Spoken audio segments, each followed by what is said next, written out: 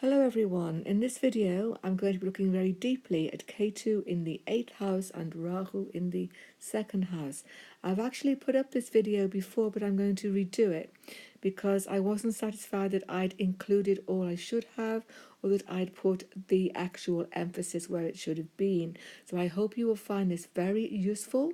I will also be considering how Rahu will affect you in the Dasha period and Ketu also. So let's get started. So starting here, looking at the actual axis itself, it's important to make some comments. This is a fixed house aspect.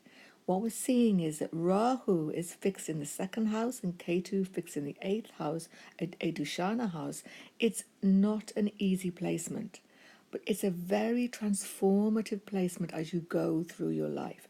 It starts out harder than it finishes normally, okay, because your past life, and I'm going to be talking about this soon in the next slide, has been used to loads of tough decisions, absolute changes, a crisis every 2 minutes, and you come into this life in a very insecure state, but you end your life in a much more secure and stable situation. So that's the good thing about it, okay? It's really a rather difficult axis because psychically it challenges our perceptions. We don't like change in our life. No one likes really dramatic change happening every 2 minutes. And when you come into this life with this sort of psychic set from your past experiences, it can really make things difficult to begin with. Okay, but things do get far better over time. So let's look at how it's going to pan out, focusing with K2 in the 8th house. So let's focus now on K2 in the 8th house and how it's going to manifest for you. First of all, K2 here gives a past life experience, because K2 is our past lives, of instability, insecurity, and change. This house is the house of sudden change. It's the house of endings. So in our lives, and actually this impacts everything in our charts where we have the 8th house from any graha, from any consideration that we are looking at. The 8th house is the end of it. And so therefore, your past lives were hugely transformative in terms of change and death, and you may have been from a war zone or something really scary like that, because you have lived through such trauma that these scars are still there. And this can make you very scared of change, very scared of anything which is going to upset your life. You feel this inner need from a very early age to stabilize things, to make things steady, to feel secure, because you have this psychic inner feeling that if you don't tie things down, it's going to be ripped away. And this can also reflect in your early childhood. I've often seen this, whether it's something like a big divorce. Of course, divorce is very, very common now. But it can be a major divorce that completely rips apart your whole existence as a child, completely changes your whole family scenario in a big way. Or at least you experience it like that. It can be sort of more than divorce. It can be, it could be like a tragedy in your family. It can be like a major move to a foreign place, a new home that completely, makes you completely unstable. Now, these things can be, well, these things are obviously coming from our karmas, but the main thing is they can lead to a feeling of insecurity that's very hard to get rid of all of your life. All right, and therefore you easily become something of a very possessive person. It's one of the biggest things I've seen with this axis. You want to grasp onto people, things, pets, houses, money, cups and saucers. Whatever is yours is yours. I just said cups and saucers because I've got my cup of tea here, but everything which belongs to you, you want your stamp on it, me and mine, yeah? And it seems a negative thing, but it isn't. It's coming from a deep feeling that if you don't grasp onto it, it'll be taken away.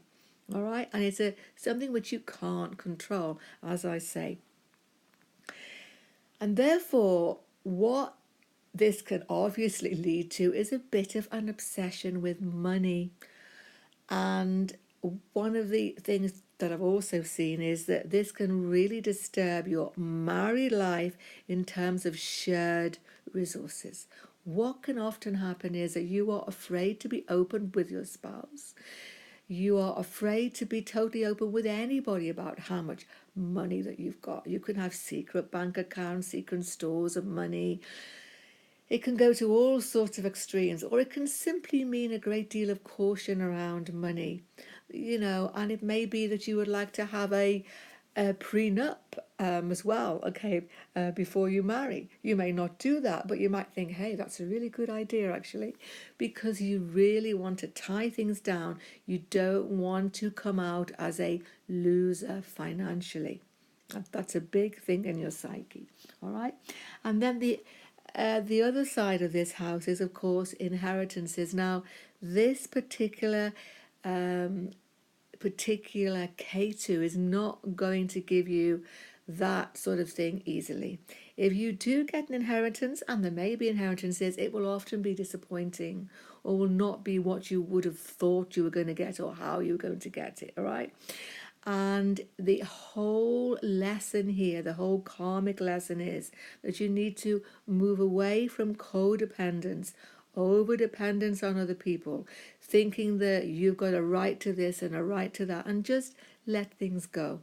Because if you don't gain some inheritance, it wasn't meant to come to you. And in this lifetime, in any case, that's not what things are about for you.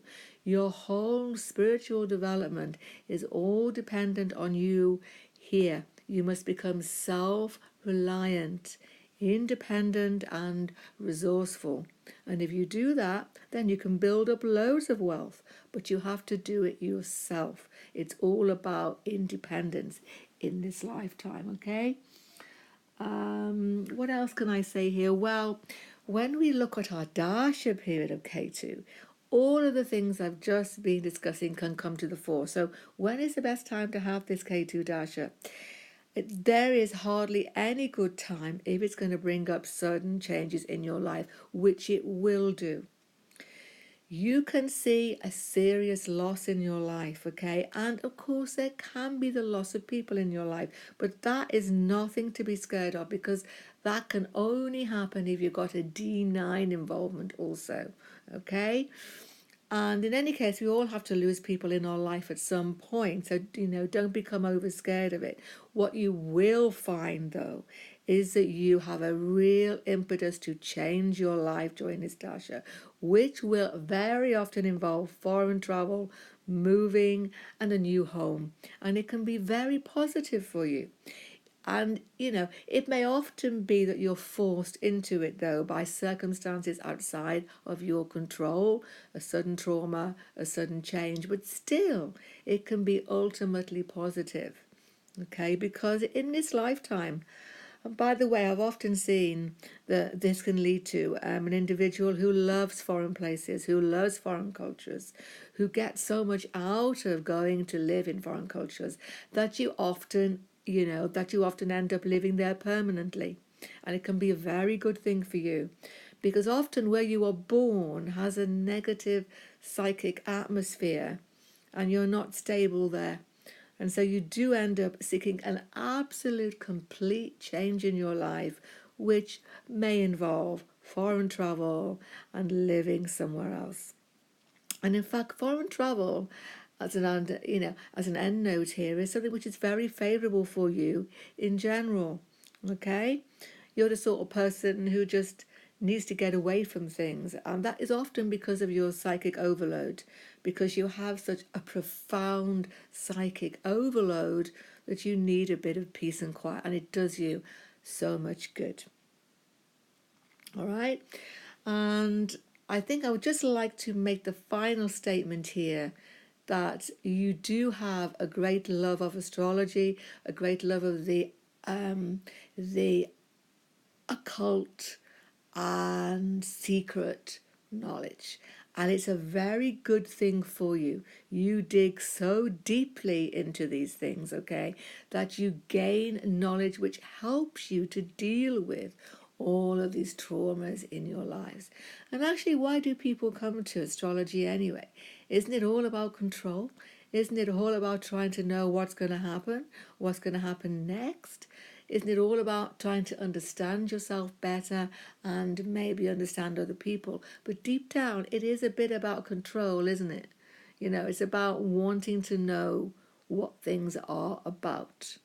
All right, so astrology helps you, and you have a great talent in it too.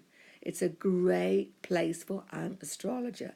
Ketu in the 8th house, absolutely superb. So let's move on to now discuss Rahu in our 2nd house. Here we go. So Rahu in our 2nd house. It seems so negative, some of the things I've been talking about Ketu here, but actually you need to really keep in mind that you are a very profound person. You have enormous wealth of knowledge from your past lives that is really going to help you here. Rahu in the 2nd house wants stability, as I've just said. You want to get security in your life. It's essential to you. But you cannot rely on your family. You are going to have to do it for yourself. It's about self-reliance, resourcefulness, and complete independence. And it's not easy for you because you spent lifetimes entwined with other people, family situations, involved communities, and now you're off on your own, and it can seem scary. But if you can just go with it, you can stabilize your own life and make your own world. And that's the most important message of it. There are some things that you need to be aware of, though, that can actually go wrong for you. Now, here's one of the things. This house also relates to food. I just want to bring it in here because I've seen this so much. It can make you a complete foodie. You can be very good at cooking, at food preparation, and you may have a huge talent with food, and you could even earn money from food. I've seen that a lot as well. But on the negative side, it can make you a bit food obsessive. Be really careful about weight control, eating disorders, anything, because these can be very common with this Rahu. If you do have one of these, please seek help. And be very careful that you don't let it become extreme situation such as anorexia. That could easily happen. Okay, so yes, you want to control food intake and you're very concerned about your diet. And that's a good thing because, you know, food is important and good food is important. But be aware because 2nd house can lead to obsessions. I've already discussed how you may become a little bit money obsessive, but you can also become food obsessive too. So be aware of that. Now also Rahu indicates poisons and drugs. And so this can also lead to drug abuse in some individuals. And again, it all comes from this psychic overload in your past life. So if you have any tendency to overuse drugs, illegal drugs, any drugs, even, you know, sort of medicines and become over dependent on them.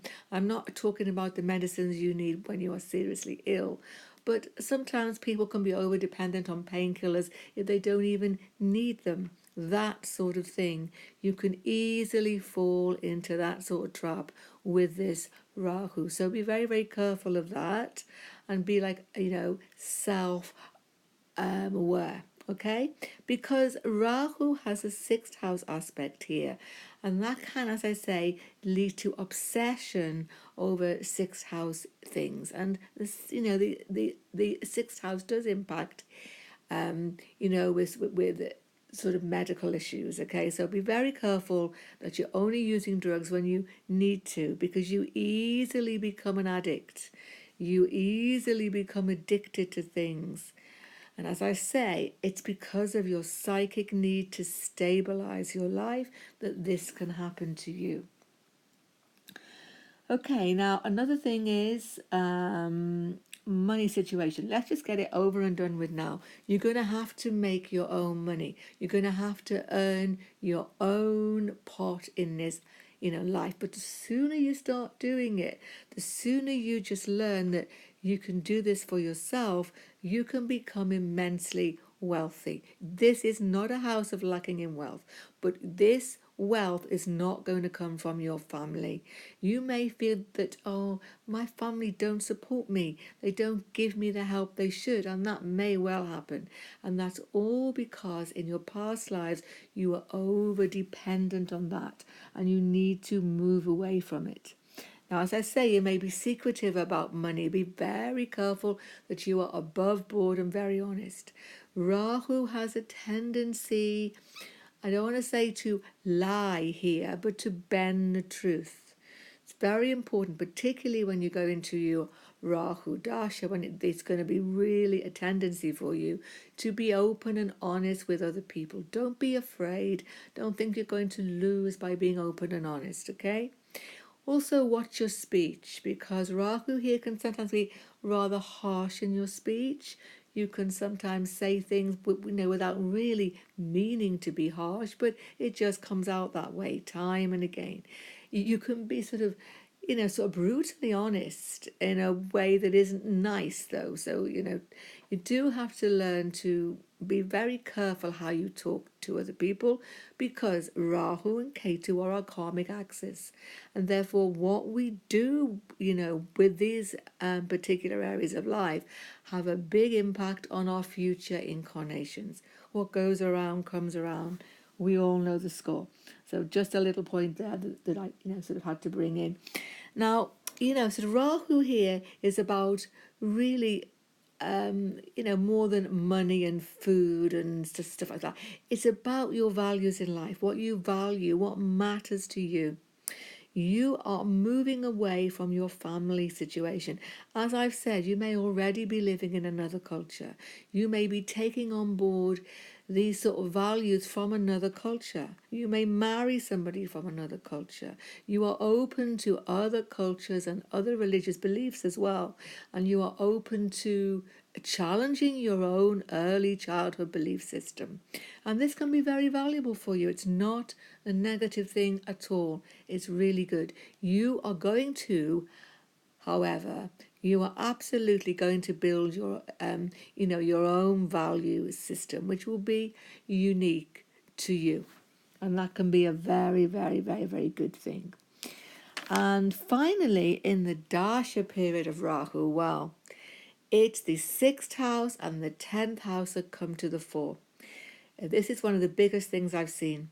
You often start Rahu poor and end Rahu with a big fat bank balance. I've seen that very many times. Why? Only because you work your socks off.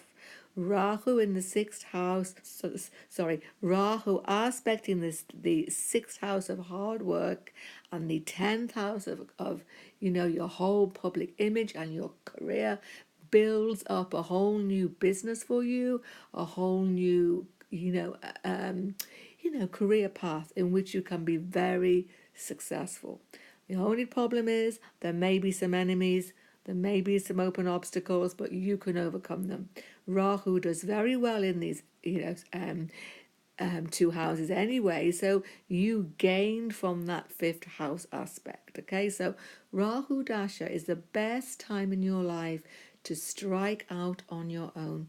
It's the best time to start your own business. It's the best time to start with nothing and build up slowly and surely by hard work. So The negative thing is that when you try to do this, you have so much insecurity over doing it on your own. And as I say, you're far better with your own business than you are in partnership. You're so much insecurity about doing this on your own that you can be a bit negative sometimes when you face obstacles. And you have a default of running away from things. As I say, you love to run away abroad, you love to get away from things. That can be very favourable, but stick with it. Don't run away at the first obstacle and think, I can't do this, I need help, I need somebody else to work with me. No, you don't. You can do it on your own. It's your lesson in this life, and you will be so successful if you stick with it. Okay, so I do hope this was useful to you and you gained some new information or maybe added to what you already knew about these two Graha positions. Okay, so please sub to my channel if you like what you just heard, and I hope to be posting lots more videos soon. Okay, goodbye to everybody and good luck.